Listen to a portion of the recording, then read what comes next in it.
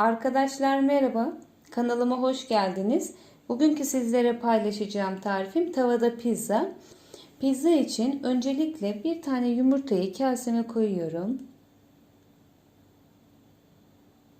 Üzerine yarım çay bardağı yoğurdu ekliyorum. 1 yemek kaşığı margarin oda ısısında, tereyağı da olur. 2 yemek kaşığı sıvı yağı.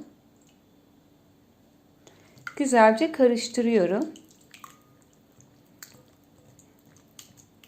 Çok pratik bir tarif.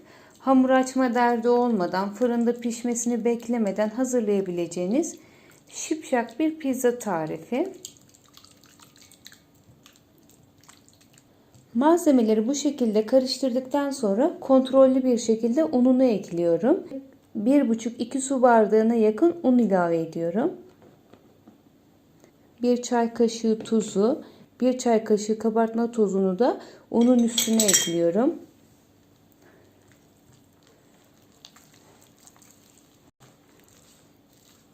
Hamur toparlandı güzelce. Bir avuç içi kadar, çok büyük bir hamur olmuyor.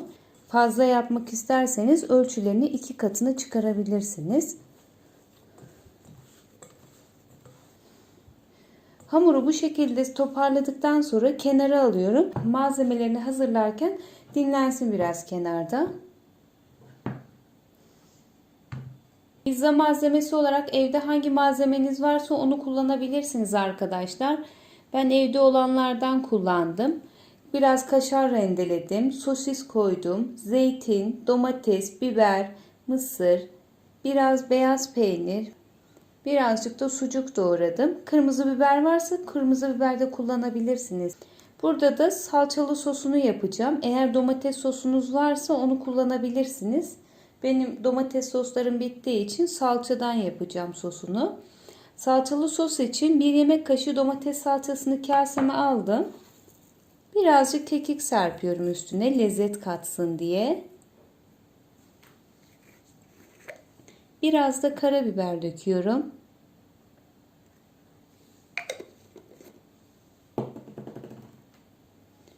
Suyla salçayı açıyorum. Bir miktar su ekleyerek.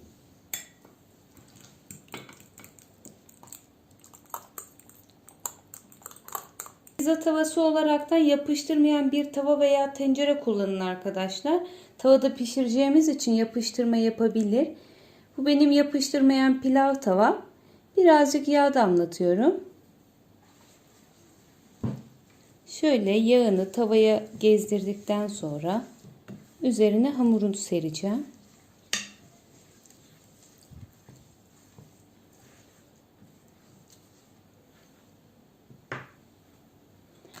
Şimdi hazırlamış olduğum hamuru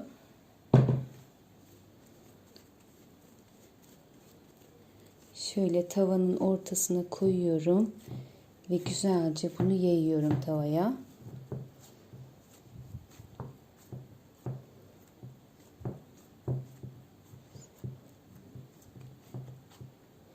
Eşit bir şekilde yaymaya dikkat edin arkadaşlar. Bir tarafı pişerken bir tarafı yarı pişmiş kalmasın.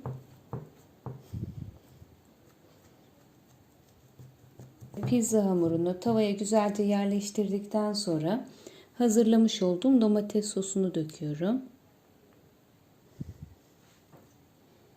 Bir kaşıkla yapayım.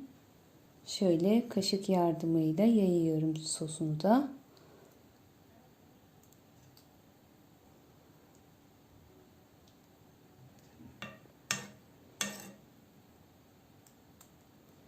Hamurunuzun çok ince olmasını istiyorsanız siz daha büyük bir tavaya yapabilirsiniz. İncecik hamur serip.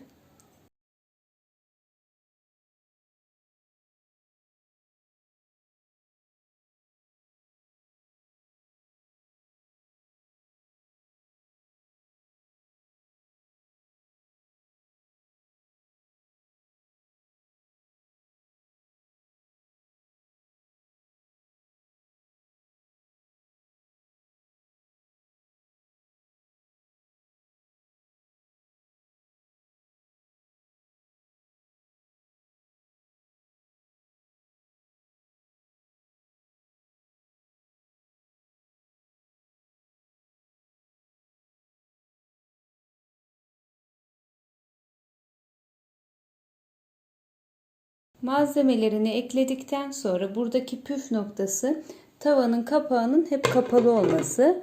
Pişerken tavanın kapağını kapalı tutun arkadaşlar. İçindeki sosis ve sucuk da buharıyla pişecektir zaten bu şekilde. Şimdi pişmesi için ocağa koyuyorum. Pizza pişti arkadaşlar. Şöyle üstüne biraz kaşar rendeledim. Alt kısmında göstermek istiyorum sizlere nasıl olduğunu. Şöyle kızarmışlığını bu şekilde görebilirsiniz. Şimdi servis tabağına alacağım pizzayı.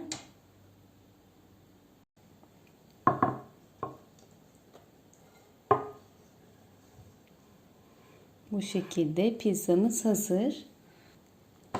Yapması çok pratik ve kolay bir tarif arkadaşlar. Sahurda bile hazırlayabilirsiniz kahvaltılıklarla bu tarifi.